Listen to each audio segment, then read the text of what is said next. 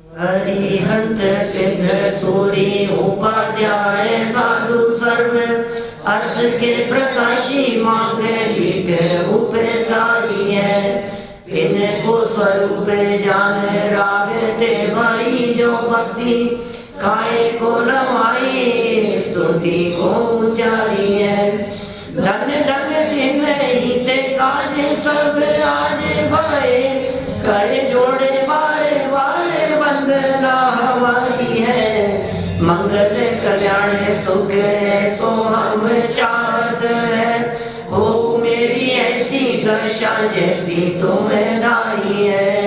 हो मेरी ऐसी दशा जैसी तुम दाई है। हो मेरी ऐसी दशा जैसी तुम दाई है।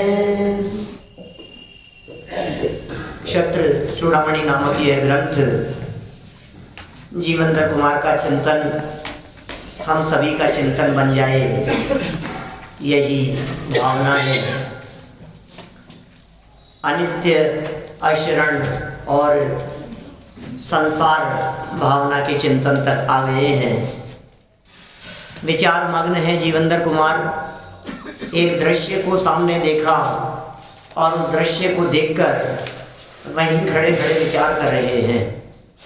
जिस विचार को हम यहाँ अनेक दिनों में कर रहे हैं, उस विचार को वे वहाँ खड़े खड़े कर रहे हैं जब उन्होंने एक वनमाली को बंदर के हाथ से, बंदरी के हाथ से वो फल छीनते हुए देखा, कटक फल, कटहल का। और उसे देखते ही इनके हृदय में जो परिणाम आया वो परिणाम था क्षणभंगुरता का, अनित्यता का, अशरणता का। और उसके उपरांत अब चर्चा आगे बढ़ रही है, वो है संसार के संबंध में। जगत का स्वरूप नाशवान है, बचाने से बचाया नहीं जा सकता है। ये कहता है कि कोई बात नहीं, जब तक है तब तक तो सुख भोग लेने दो। तो आचार्य देव कहते हैं कि तेरी वृत्ति जिनमें सुख तलाशने की है, सच्चाई यह है कि उनमें सुख है ही नहीं। इस संसार में कहीं भी किसी भी परिस्थिति में सुख नहीं है, चैन नहीं है, शांति नहीं है, आनंद नहीं है। देखिए, आप कल जो चर्चा हमने पढ़ी थी उसमें हमने यह बात देखी थी कि भाई ये शरीर अपवित्र है और महान खेद है इस बात में कि तू इस पिंजरे में रहता हुआ भी इससे मुक्ति की भावना नहीं पा रहा है। ये अत्यंत खेद की बात है। हमें खेद होता है कि तुझे विचार नहीं हो रहा है, तुझे परतंत्रता नहीं दिखाई दे रही है, तुझे फीलिंग में ये बात नहीं आ रही है कि ओ हो मैं कैसा दुखी हूँ और इस शरीर की वजह से दुख उठा रहा हूँ। शास्त्रों में इस शरीर को जेल कह करके पुकारा, बंधन कह करके पुकारा। और जीवंतर कुमार चिंतन कर रहे हैं कि हमें यहाँ से मुक्त होने का प्रयत्न करना चाहिए। देखिए, अब इसी बात को थोड़ा और आगे बढ़ाते हैं। पेज नंबर है 528। तन्नास्ति यत्र वैभुक्तं पुद्गलेषु मौस्तुया तल्लेशस्तव किं तृप्त्यै बिन्दुः पीताम्बुधेरिविर। हे आत्मन, पुद्गलों में कोई परमाणु ऐसा नहीं है जो तूने बार बार नहीं भोगा हो। और उन पुद्गलों का थोड़ा अंश पूरे समुद्र का जल पीने वाले को बूंद के समान है। क्या वह तुम्हारी तृप्ति के लिए होगा? कदापि नहीं होगा। गजब बात कह दी। इस जगत में ऐसे कोई पुद्गल परमाणु नहीं है जिन परमाणुओं को तुमने आज तक भोगा नहीं हो। अनेक बार क्या कह रहे हैं? कोई परमाणु ऐसा नहीं है जिसको तूने बार बार नहीं भोगा हो। मैं चक्री पद पाए निरंतर भोगे भोग घनेरे, तो भी तनिक भये नहीं पूर्ण भोग मनोरथ मेरे। चक्रवर्ती जैसी अवस्थाएं, चक्रवर्ती तो नहीं बना आज तक, क्योंकि चक्रवर्ती तो सम्यक दृष्टि ज्ञानी जीव ही बनते हैं। लेकिन भाई सुनो, चक्रवर्ती न बनते हुए भी भोग भूमि की अवस्था को धारण करके चक्रवर्ती से अनंत होने भोगों को भोगा है, तो भी तृप्ति नहीं मिली, तो भी शांति नहीं मिली, तो भी चैन नहीं मिला। तो क्या करें बोलो, अब क्या करें, अब उपाय क्या है? ये कह रहे हैं कि इन पुद्गलों का अंश मात्र भी, सारे पुद्गलों को ग्रहण करने के बावजूद भी तेरी स्थिति ऐसी थी कि मानो समुद्र में से एक बूंद मात्र पिया हो। समुद्र के बूंद बराबर हो गए हैं, कुछ तृप्ति मिलने वाली नहीं थी नहीं, तृप्ति थी ही नहीं। तो ये जो पूरा का पूरा समुद्र का जल है, मानो ये बूंद के समान है, वह क्या तुम्हारी तृप्ति के लिए होगा? माने कदापि नहीं हो सकता। आपको क्या लगता है? आप इन पुद्गल परावर्तनों की दृष्टि से जरा गहराई से विचार करके देखो, आप महसूस करेंगे ये जो जिनागम में जो बात कह रहे हैं कि कोई ऐसा शरीर नहीं है, सुंदर से सुंदर शरीर, जो भूतकाल में हमारे को ना मिला हो।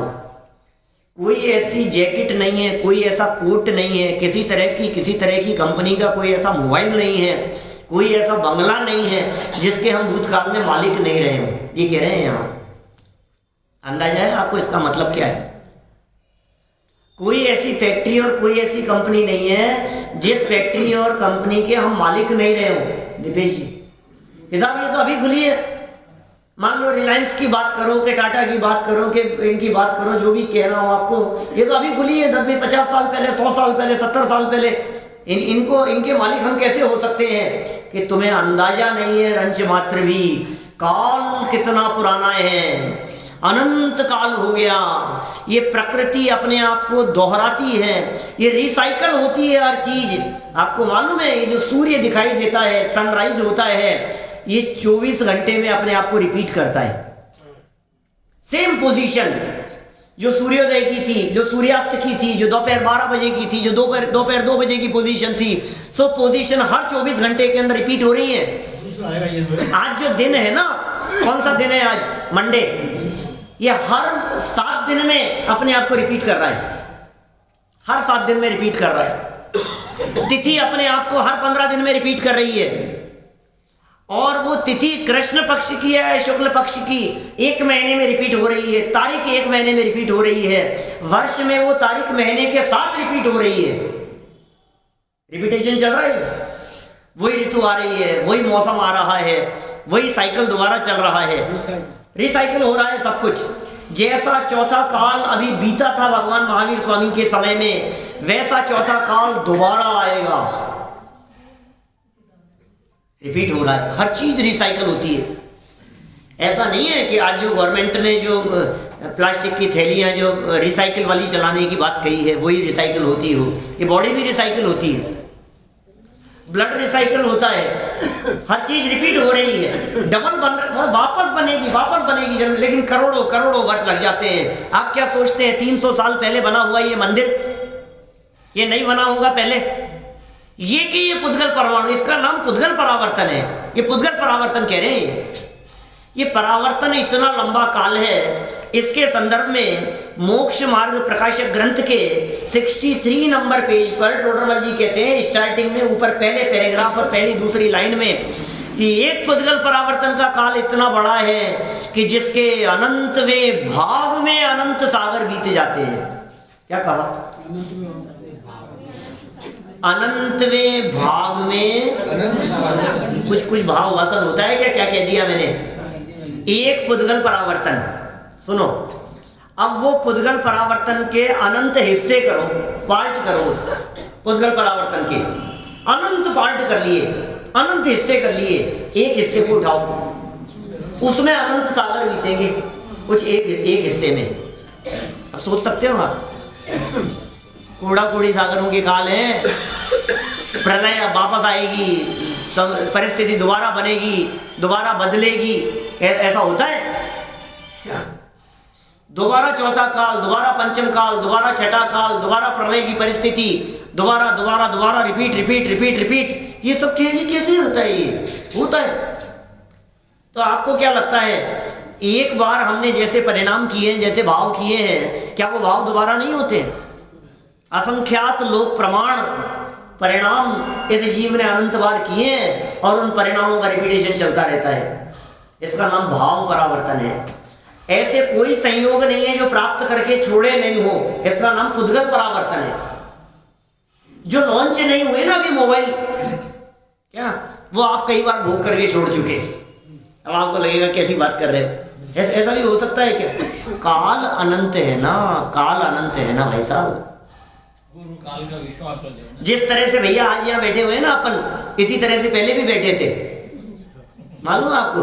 और यही जैकेट पहन करके, जो जैकेट अभी आपने पहन रखी है, यही जैकेट पहन करके, और इतने ही बाल और इतने ही सफेद और ऐसी ही मुस्कान और ऐसा ही वक्ता और यही सारे लोग, कैसे हो सकता है ये? इसी का नाम तो पुद्गल परावर्तन है भाई साहब। पुद्गल परावर्तनों के संदर्भ में ऐसी बात कहते हैं, ऐसे ऐसे उदाहरण देते हैं, कितना बड़ा होता है ये काल, पुद्गल परावर्तन का काल, जिसके लिए हमने शब्दों में तो कह दिया अनंत में भाग में अनंत सागर, शब्दों में कह दिया ना ये बात, अनंत में भाग में अनंत सागर।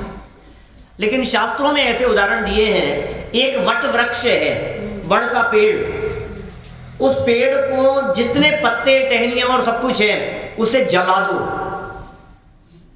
पूरे को जला दिया हमने, और अब उसको जला देने के बाद परमाणु परमाणु हो गया, राख हो गया, वो पूरा बिखर गया, और राख हो जाने के बाद उसकी राख पूरी की पूरी उड़ गई। अब ऐसा होने के बाद अब उन सबको वापस इकट्ठा करो, इकट्ठा करो नहीं, एक काल ऐसा आएगा जिस काल में वो राख के पुद्गल परमाणु दोबारा उस वृक्ष रूप हो जाएंगे, बोलो, और वो वैसा का वैसा वट वृक्ष दोबारा खड़ा हो जाएगा। सोच सकते हो आप ऐसा कैसे हो सकता है? आपको यदि इस पुद्गल परावर्तन को जानना हो तो YouTube पर एक पंच परावर्तन के नाम से प्रवचन है, उसमें विस्तार से चर्चा की है। संक्षेप में यदि मैं आपको एक और छोटा सा उदाहरण देकर के कहूँ बात, आपके पास में हाथ में है 2000 का नोट, बराबर, 2000 का नोट हाथ में है। आप गए भैया बॉम्बे, और बॉम्बे जाकर के ऑटो में बैठे, रिक्शे में बैठे, कैब में बैठे, और जहाँ उतरे वहाँ आपने उसे 2000 का नोट दिया, देने हैं 150 रुपये उसको, नोट आपके पास में 2000 का था, चेंज देगा वो आपको, बराबर। अब ये जो 2000 का नोट जो उसको दे दिया आपने, ये 2000 का नोट पेंसिल से साइन करके देना उसको, और जरा देखना ये नोट दोबारा घूम के कब आएगा आपके हाथ में। ये तो फिर भी कदाचित संभव है। सुनो तो बात जो कह रहा हूँ बीच में मैं बोल रहा हूँ, समझा रहा हूँ ना मैं ये कह रहा हूँ कि वो नोट कब आएगा हाथ में, एक बार फील करो इस चीज को। आपको लगता है ऐसा कि ये कब आएगा? आ जाएगा भैया? पता नहीं, क्या नहीं, क्योंकि आप तो बॉम्बे में 2 दिन के लिए गए हैं, लौट करके जयपुर आ गए दोबारा, अब क्या होगा? अब जरा कल्पना करो कि मैं वो 2000 के नोट की बात नहीं कर रहा, उसने जो बाकी चेंज दिए ना आपको 1850 रुपए, उनमें 500 के नोट थे, 1000 का तो चलता ही नहीं है, बंद हो गया। उसमें 500 के नोट थे, 100 के नोट थे, 50 के नोट थे, और हो सकता है 10-20 के कुछ खुले हों, वो आपके वॉलेट में हैं, और वो सब बिखर गए इधर उधर। अब ये दोबारा वही 1850 आपके वॉलेट में कब आएंगे? वही नोट सब बिखर इधर उधर जाने के बाद। मतलब ये पुद्गल परावर्तन तो नोट परावर्तन है, पुद्गल परावर्तन नहीं है। पुद्गल परावर्तन तो तब कहलाएगा जब अनंत पुद्गल परमाणु, वो सारे के सारे उसी तरह के स्पर्श गंध वर्ण वाले, ये दोबारा आकर के एकत्रित हो तो एक पुद्गल परावर्तन कहलाता है। और कौन से पुद्गल परमाणु? कि जन्म के प्रथम समय में जो पुद्गल परमाणु थे, वे पुद्गल परमाणु वापस लौट करके आए, रिसाइकल होकर के। अनंत काल लग जाता है इसमें। जन्म का क्या मतलब?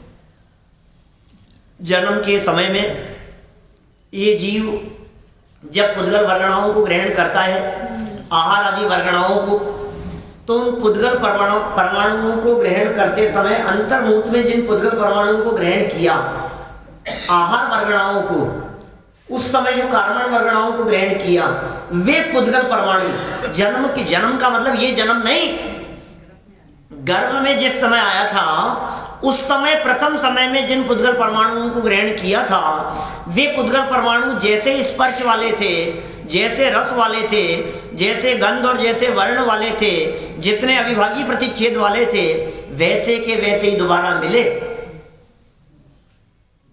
एक बार जो लड्डू खाए थे ना आपने उनकी शादी में, और आप आज तक याद करते हैं, वो आपने भूतकाल में अनंत बार खाए हैं। कल जो डोसे खाए थे ना शाम को, वो डोसे आप पहले भी खा चुके हैं। कैसे हो सकता है ऐसा?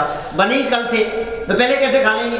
ऐसा कैसे हो सकता है? ये बात तो हमारे ऊपर जच नहीं रही, ऐसा हो नहीं सकता। आप कैसे कह रहे हैं? हम नहीं मान सकते ये बातें। कि सुन भाई, ये कह रहे हैं यहाँ बार बार भोगा है तूने, ये शब्द दे रहे हैं यहाँ, फिर भी तुझे तृप्ति नहीं हो रही है, फिर भी तुझे ऐसे लग रहा है सुख मिल जाएगा, सुख मिल जाएगा।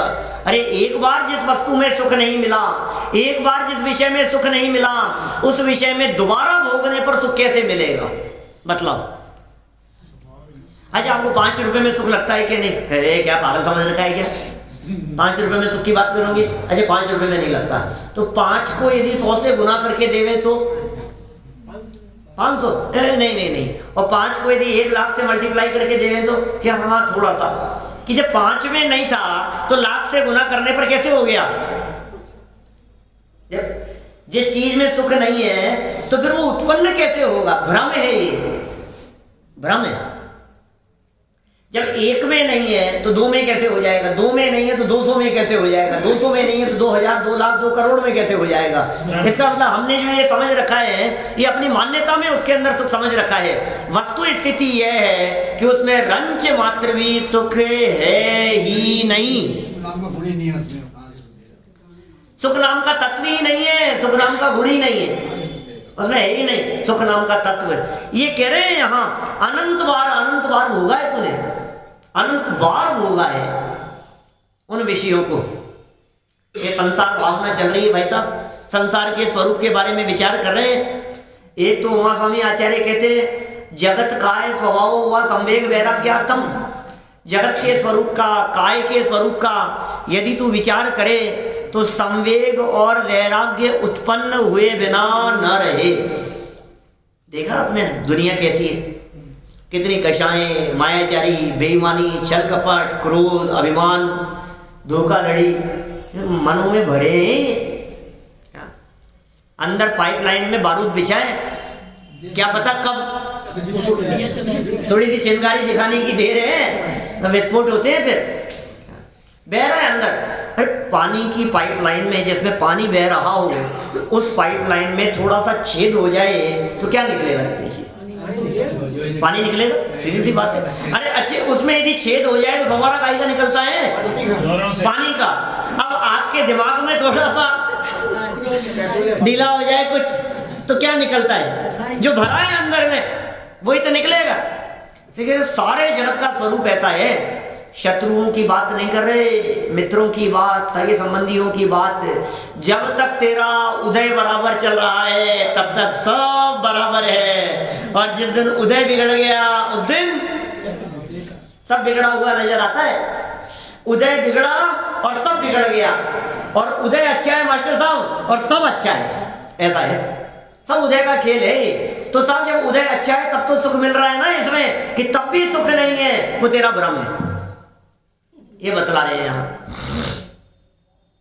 इसी संसार भावना के संदर्भ में दादा ने बहुत सुंदर लाइनें लिखी है। वो क्या कहते हैं? मंथन करे दिन रात जल, धृत हाथ में आवे नहीं, रज रेत पेले रात दिन पर तेल जो पावे नहीं, सद्भाग्य बिन जो संपदा मिलती नहीं व्यापार में, निज आत्मा के मान बिन त्यों सुख नहीं संसार में, सुख नहीं संसार। नहीं आई समझ में बात? अरे साहब अब सुख मिल जाएगा, अब मिल जाएगा, अब तो मिल ही जाएगा। पहला डोसा खाने में तो मजा नहीं आया, अब दूसरा आएगा ना, क्योंकि पहला तो अच्छा नहीं बनता। फर्स्ट फर्स्ट वाला जो बनता है ना उसमें वो आनंद नहीं दिखता अब दिखेगा हमारे को। सेकंड में आएगा, थर्ड में आएगा, और सेकंड थर्ड तक आते आते तो क्या होता है, फिर तो ऐसा हो जाता है कि अब तो पता नहीं कहाँ चला गया, अब तो बस अब नहीं, ऐसा लगने लगता है हमारे को। भाई तेरी हालत ऐसी है, मंथन करे दिन रात जल, पानी को मथ रहे हैं, कितनी देर में घी निकलेगा? मनोज जी साहब कितनी देर में निकालेगा? कोशिश करें, थोड़ी जी आप कर लो, थोड़ी सी तो करें कोशिश। मंथन करे दिन रात जल, धृत हाथ में आवे नहीं, रज रेत पेले रात दिन पर तेल जो पावे नहीं। रज रेत, इसमें तो विश्वास है। हाँ अभी होगा, विश्वास आएगा धीरे धीरे। रेत है, रेत उसको पेल रहे हैं, घानी में पेलते हैं ना, तो तेल निकलेगा कि नहीं निकलेगा ये बतलाओ। अरे आधे घंटे में, 2 घंटे कोशिश करने पर, अंकल 6 घंटे करें तो 24 घंटे रोज जी नहीं। क्या बात कर रहे हो यार, आपकी क्या दुश्मनी है मेरे से? कोशिश किए जा रहा हूं, नहीं निकलेगा। सुनो सुनो सुनो, आपने वो लाइनें नहीं सुनी क्या जैन साहब? कोशिश करने वालों की कभी हार नहीं होती, ये चीज नहीं सुनी आपने? और यदि आपने सुनी है तो आप ये क्यों कह रहे हो कि नहीं निकलेगा? कि भाई साहब होगा तो निकलेगा ना। तेल तो तिल में से निकलेगा, मूंगफली में से निकलेगा, रेत में से कैसे निकलेगा? 2 लाइनें कही हैं, मंथन करे दिन रात जल, धृत हाथ में आवे नहीं, रज रेत पेले रात दिन पर तेल जो पावे नहीं। फिर सद्भाग्य बिन जो संपदा मिलती नहीं व्यापार में, निज आत्मा के भान बिन त्यों सुख नहीं संसार में, सुख नहीं संसार में। ये कह रहा है आत्मा के भान बिना अनंत काल हो गया संसार में परिभ्रमण करते हुए, तुझे सुख नहीं मिला, तुझे शांति नहीं मिली, चैन नहीं मिला। ग्रैवेकों में चला गया, 9वें ग्रैवेक तक चला गया, पे निज आत्म ज्ञान बिना लेश लेश लेश मात्र भी सुख नहीं मिला तुझे आत्मज्ञान के बिना। 9वें ग्रैवेक, इंद्रों से ज्यादा शांति है वहां, मालूम है आपको? इंद्रों से ज्यादा निराकुलता है। मैं ग्रैवेकों की बात कर रहा हूं। सौदर में इंद्र, ये पहले स्वर्ग का इंद्र है, फिर बढ़ते बढ़ते 16 स्वर्ग तक, और 16 स्वर्गों से भी ऊपर जाओ 9 ग्रैवेकों में, वहां सब अहमिंद्र होते हैं, उनके ऊपर किसी का शासन नहीं चलता। निज आत्म ज्ञान बिना लेश मात्र भी सुख नहीं मिला। थोड़ी तो मिलेगी सर, आत्मज्ञान नहीं है। ये कह रहे हैं यहाँ पर कि तुझे ये सारे समुद्र का जल भी यदि मिल जावे तो तेरी हालत ऐसी होगी कि मानो एक बूंद पी हो मैंने, ये हालत होगी। लगता है आपको? तो साहब फिर भी थोड़ा बहुत तो मिलेगा। दौलत राम जी की लाइनें पढ़ करके पहले ये पढ़ते हैं यहाँ, फिर देखो आप, फिर आगे बढ़ेंगे अपन। सरल अर्थ में क्या कह रहे हैं? हे भोगाभिलाषी जीव, क्या संबोधन कर रहे हैं? हे भोगों की अभिलाषा रखने वाले, हे भोग अभिलाषी, भोगों की इच्छा रखने वाले, भोगों की तमन्ना रखने वाले, हे भोगाभिलाषी जीव, इस संसार में जो अनंत अनंत पुद्गल द्रव्य हैं, कितने पुद्गल द्रव्य हैं आप सोच सकते हैं? इस पिलर के जो पुद्गल परमाणु है, ये पुद्गल के परमाणु लड्डू रूप होकर के हमने खाए हैं। क्या बात कर रहे हो? खाए हैं बता रहे हैं आप ऐसी बातें सोच कर तो देखो एक बार, ये क्या कह रहे हैं? फिर भी हमें लगता है अभी तो यहाँ जाना बाकी रह गया, अभी तो यहाँ घूमना बाकी रह गया, अरे ये तो देखा ही नहीं हमने ये तो देखा ही नहीं, हमने वहां तो गए ही नहीं, ये चीज तो एक बार तो देखने लायक है। वो नहीं देखा, डिज्नी वर्ल्ड नहीं गए, वहाँ नहीं गए, वहाँ कहाँ अलास्का नहीं गए, वहाँ नहीं, ये सोचता रहता है, दिमाग में इसके चलती रहती है कुछ ना कुछ, अब ऐसा हो जाए, अब ऐसा हो जाए। सुखी होने के नाम पर न मालूम क्या क्या योजनाएं बनाता रहता है। ये कह रहे हैं ये सब तू अतीत में कर चुका है, नहीं मिली तुझे तृप्ति के साथ, और अब करूंगा तो मिल जाएगी। अभी तक तो नहीं मिली, अब तो मिल जाएगी। मन्नालाल जी साहब, अब तो मिलेगी। ये अभी तक सफलता नहीं मिली, अब तो मिल जाएगी, अब तो मिलेगी हमारे को। बहुत बड़ी गलतफहमी में है। उसी पागल जैसी हालत दिखाई देती है। कौन से पागल जैसी? नहीं, जो दीवार के कान लगा करके खड़ा था। दीवार के कान लगा करके एक पागल व्यक्ति कुछ सुनने का प्रयास कर रहा था पागल खाने में। उसे देख करके कुछ और पागल लोग वो भी कान लगा करके खड़े हो गए। कुछ समय बाद जैसे ही स्टाफ आया, देखा ये हो क्या रहा है, सारे लोग दीवार के कान लगा करके खड़े, क्या चल रहा है। उन्होंने भी कुछ सुनने का प्रयास किया और जैसे ही सुनने की कोशिश करने लगे, एक आध मिनट में ही और बड़ा ऑफिसर आ गया, कोई इंस्पेक्टर। उसको भी फील तो हुआ होगा कुछ तो चल रहा है भाई साहब। और जैसे ही ये बात फील हुई और उसने कान लगाए और 2-4-5 सेकंड बाद जब कुछ नहीं सुनाई दिया तो पूछा अपने स्टाफ से कि क्या चल क्या रहा है, हो क्या रहा है, कुछ भी तो नहीं है। स्टाफ वालों ने कहा सर सॉरी सर, हमें भी कुछ नहीं सुनाई दे रहा। वो तो ये लोग थे, धीरे धीरे करके भैया कहाँ तक पहुंच गए, लास्ट वाले तक पहुंच गए, जो सबसे पहले लगा था उसके पास तक, कि भाई तुझे सुनाई क्या दे रहा है, तू कर क्या रहा है, ये क्या हो गया। तो घड़ी देख करके बोलता है, मुझे 6 घंटे में कुछ नहीं सुनाई दिया, तू 6 सेकंड में सुनना चाहता है।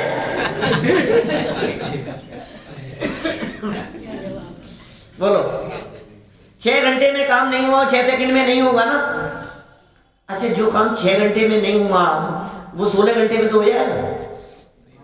आवाज ही नहीं है, आवाज ही नहीं। जहां दीवार के पीछे आवाज है ही नहीं तो कितनी देर कोशिश करें। जिन पुद्गलों में सुख है ही नहीं उनमें कितनी देर प्रयत्न करें कि सुख मिल जाए। कितना भी कर लो, ये कह रहे हैं है नहीं इसलिए तुझे मिलेगा नहीं।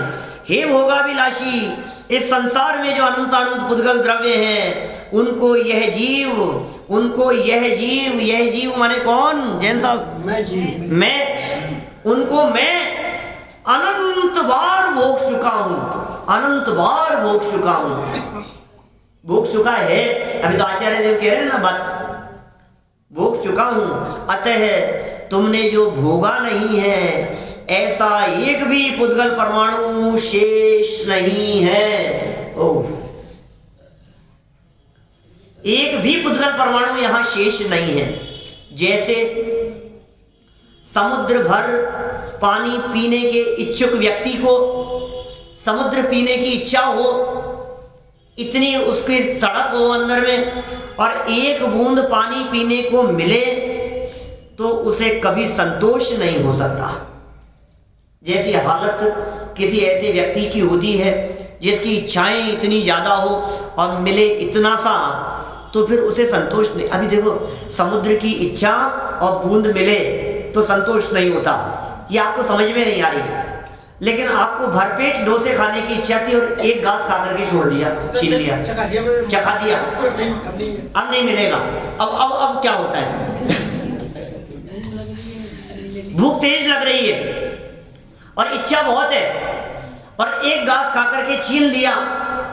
या समझ लो आप उस बालक को वो चॉकलेट, वो क्या कहते हैं, कुल्फी, वो चटाई और चटाने के बाद हटा दी। अब नहीं, अब जो तड़प होती है, जो वेदना होती है, ये वो तो कुछ नहीं है। ये तो कह रहे हैं समुद्र के सामने बूंद मिली है, समुद्र के सामने बूंद। वैसे ही वर्तमान कालीन कुछ पुद्गलों का सेवन करने से तुम्हें संतोष नहीं हो सकता, संतोष नहीं मिल सकता। वर्तमान में कुछ पुद्गलों का सेवन किया, संतुष्टि मिल जाएगी? नहीं मिल सकती। इसलिए तुम भोगाभिलाषा को छोड़ दो, इसलिए तुम भोगों की अभिलाषा और इच्छा को पूरी तरह से छोड़ दो, क्योंकि यह व्यर्थ है। विषयाभिलाषा, वो वृथा वो विषयाभिलाषा, ऐसा है ना उसका आत्मानुशासन गुणभद्राचार्य का श्लोक है। आशागर्त है प्रतिप्राणी यस्मिन् विश्वम रूपमं कस्य किम किए दायाति वृथा वो विषयेशिता। ये आत्मानुशासन में गुणभद्राचार्य देव ने लिखा है। तेरा इच्छा रूपी गड्ढा इतना बड़ा है कि पूरा विश्व उसमें डाल दिया जाए तो एक अणु के बराबर होगा। अब तू सोच जरा, क्या कहें तुझे। ऐसे अनंत जीव हैं, किसको कितना देंगे, और विश्व तो एक ही है, किसके हिस्से में कितना आएगा, कुछ भी हिस्से में आने वाला नहीं है। देखो एक श्लोक और है इसके संदर्भ में संसार भावना का, ये भी पढ़ करके पूरा करें। अरे 2 हैं तो 3 है, अभी तो 3 तो नहीं होंगे भाई सब। चलो कोई बात तो नहीं, संसार सबसे बड़ा है। पढ़े तो सही। संसार का स्वरूप ऐसा ही है। इसके संदर्भ में पंच परावर्तनों की चर्चा की जाती है। अपन ने जब कार्तिकीय अनुप्रेक्षा पढ़ी थी तो इस संसार अनुप्रेक्षा में पंच परावर्तनों की चर्चा की थी, और आपके पास में रिकॉर्डिंग हो तो मैंने भर चलाया था वो प्रकरण। एक एक की चर्चा 4-5, 6-6 दिन चली है। पुद्गल परावर्तन की, फिर क्षेत्र परावर्तन की, फिर काल परावर्तन की, भव परावर्तन की। ऐसा लगता था कि तो खत्म ही नहीं हो रहा है, क्या करें, इतने लंबे परावर्तन है। एक सागर की चर्चा करते हैं तो दिमाग के ऊपर से जाती है। एक सागर की बात करने पर, एक सागर की नहीं, यहाँ क्या कह रहे हैं, अनंत सागर और अनंत बार, ये एक पुद्गल परावर्तन है। अनंत सागर अनंत भार, क्या छूट गया, क्या रह गया, कौन से पैसे, कौन सा धन और कौन सी संपत्ति और कौन सा वैभव और कौन से भोग, ऐसा कुछ भी नहीं है जो हमने आज तक भोगा नहीं। अनंत अनंत बार प्राप्त करके छोड़ा है, अनंत अनंत बार भोग करके छोड़ा है हमने, अनंत अनंत बार।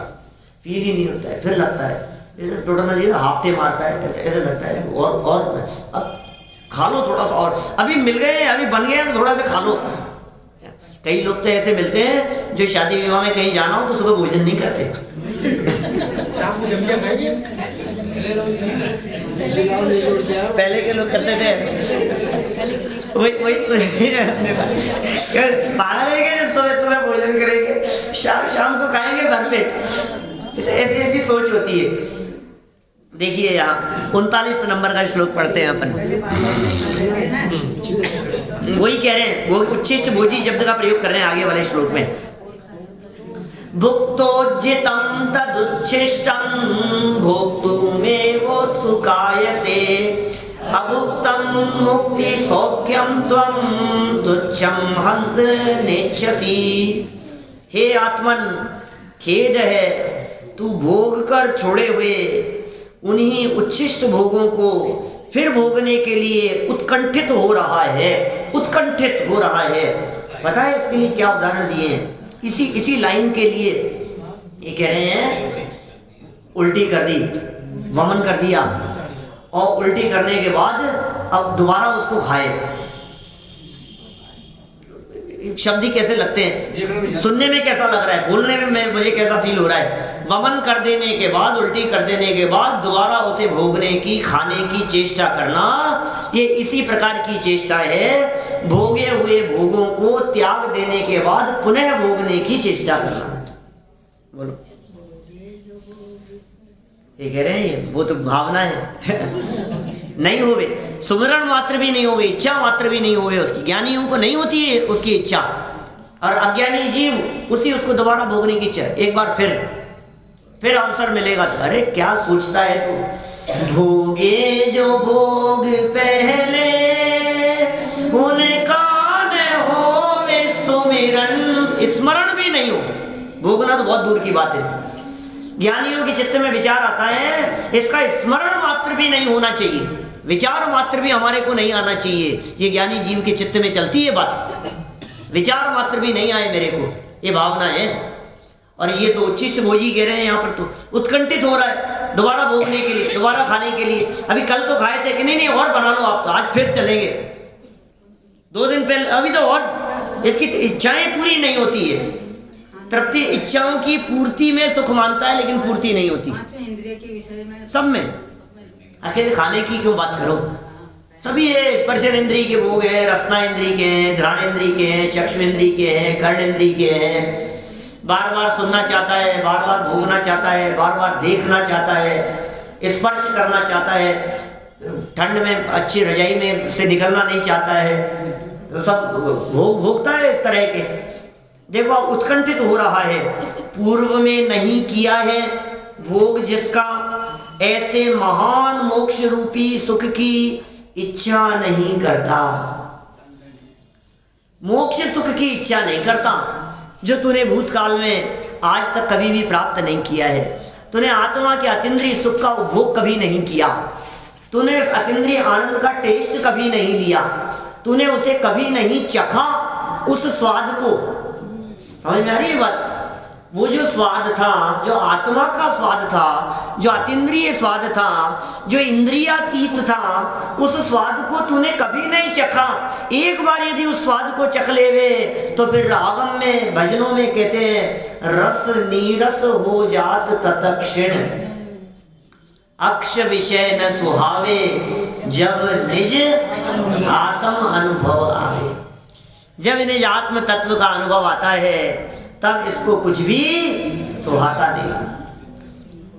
अब विषयों में नाही रमेंगे, निजानंद पाने करेंगे।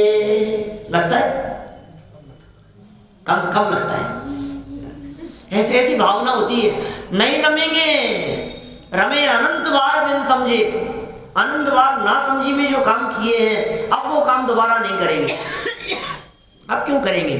समझदार होने के बाद भी। आपको मालूम है जब आप ना समझ थे तब आप कई बार कागज खा जाते थे, और कागज तो छोड़ो, कई बार जूते और चप्पल जब हाथ में आते थे तो वो भी मुंह में चले जाते थे। आपको पता है क्या भाई साहब? मालूम है आपको? ऐसा किया है आपने कई बार, और आपसे छीन लिया जाता था और फिर थोड़ी देर बाद में फिर वही जाकर के उसको मुंह में खाता था। किया है कई बार? सबने किया है, सबने। या कोई नहीं है ऐसा जिसने चप्पल जूते नहीं खाए हो? अरे मास्टरों के हाथ से नहीं, अपने हाथ से। वो चप्पल जूते खाना अलग बात है, माँ बाप के हाथ से पड़े हो वो अलग बात है। यहाँ तो खुद के हाथ से खाए और छीने, और फिर अंदर की भावना कैसी होती होगी, ये मुझसे छीन लेते हैं, मुझे तो मजा आ रहा है, मुझे तो इसमें शांति मिल रही है। लेकिन समझदार हो जाने के बाद अब कौन कौन खाने को तैयार है? कौन खाए? यही बात कह रहे हैं। अज्ञान अवस्था में पांचों इंद्रियों के विषय भोगों को भोगते हुए ये जीव सुख मानता था, और जैसे ही ज्ञानी हो गया इस जीव को ये बात समझ में आ जाती है कि भाई सुख तो भीतर भरा है, बाहर के संसार में नहीं है सुख। इसलिए बाहर के संसार में सुख ढूंढने का प्रयत्न करना ये मूर्खतापूर्ण विकल्प के अतिरिक्त और कुछ नहीं है। इसलिए विकल्प करना व्यर्थ है, ये मूर्खतापूर्ण है, ये बेवकूफी से भरा हुआ है। मत करो विचार, मत करो विकल्प, मत देखो।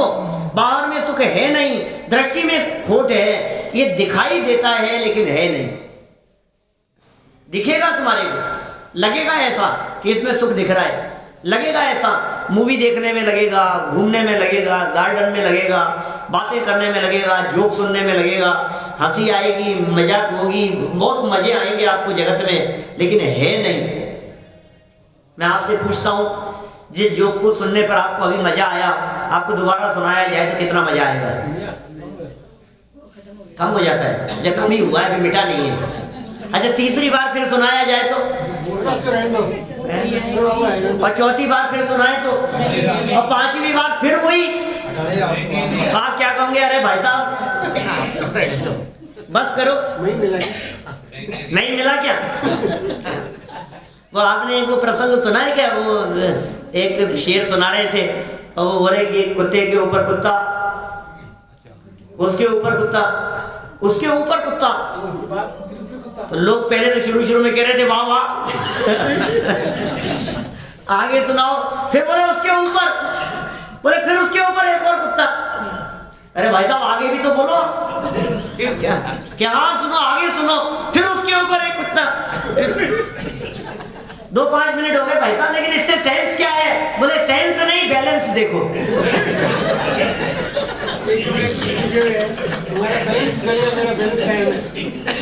तुम क्या सेंस की बात करते हो?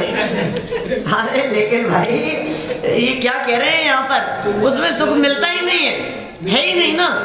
फालतू की बात है, व्यर्थ की बात है। तुम्हें लग रहा है कि होगा, कुछ नहीं होगा, सिर्फ झूठ है, इसके अलावा कुछ नहीं है। इससे भिन्न जिस भोग को तूने नहीं भोगा, कितने सुंदर लाइन कह रहे हैं, ऐसे महान मोक्ष रूपी सुख की इच्छा नहीं करता। उसकी इच्छा क्यों नहीं करता? देखिए सरल अर्थ पढ़ता हूं, फिर कल 2 श्लोक पढ़ेंगे आगे।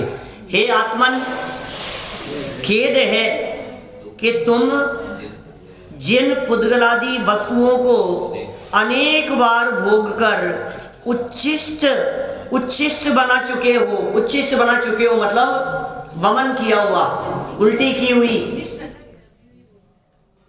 है। उच्छिष्ट है, उच्छिष्ट उद्दिष्ट तो होता है उद्देश्य से बनाया हुआ। मुनिराज उद्दिष्ट भोजन के त्यागी होते हैं, उनके उद्देश्य से बनाए हुए भोजन के त्यागी होते हैं। ये उद्दिष्ट नहीं है, ये उच्छिष्ट है।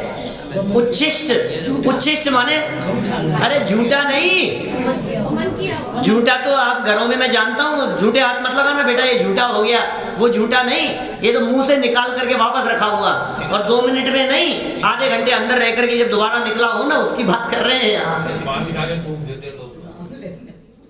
ये देखो क्या कह रहे हैं, हे जीव क्या कह रहे हैं, हे आत्मन खेद है, जिन पुद्गल आदि वस्तुओं को अनेक बार भोग कर उच्छिष्ट बना चुके हो, उन्हीं को पुनः पुनः भोगने के लिए उत्कंठित हो रहे हो।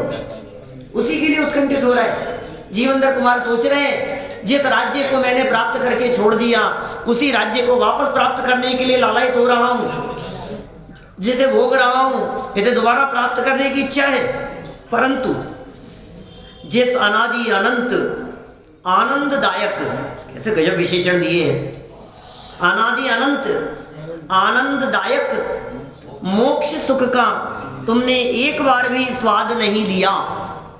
कभी स्वाद लिया क्या? मोक्ष सुख का, मोक्ष जैसे सुख का, मोक्ष सुख का माने मोक्ष हो जाएगा तब तो क्या बात करेंगे तुमसे, लेकिन मोक्ष सुख 4थे गुण स्थान में भोगता है। ले लेते तो आज रहते हैं, मुक्ति की प्राप्ति हो जाती तो रहते नहीं, लेकिन मोक्ष जैसा सुख, जिस सुख को वे सिद्ध भगवान भोग रहे हैं, उसी सुख को 4थे गुण स्थान वाला जीव भोगता है, उस आनंद का उपभोग करता है। कणिका मिल जाती है। ये कह रहे हैं यहाँ पर, देखो पूरा करें इस विषय को अपन, क्या कह रहे हैं, परंतु जैसा अनादि अनंत आनंददायक, आनंद प्रदान करने वाले उस मोक्ष सुख को तुमने एक बार भी स्वाद नहीं लिया, उस महान सुख की इच्छा भी नहीं करते हो। एक तो भोगा नहीं, एक तो प्राप्त नहीं किया, एक तो उस सुख को अनादिकाल से आज तक कभी चखा नहीं, और तुझे इच्छा भी नहीं है उसे प्राप्त करने की। भाई अब तो मोक्ष सुख की इच्छा करो। क्या हे भाई, अब तो तुम मोक्ष सुख प्राप्त करने की भावना भाओ।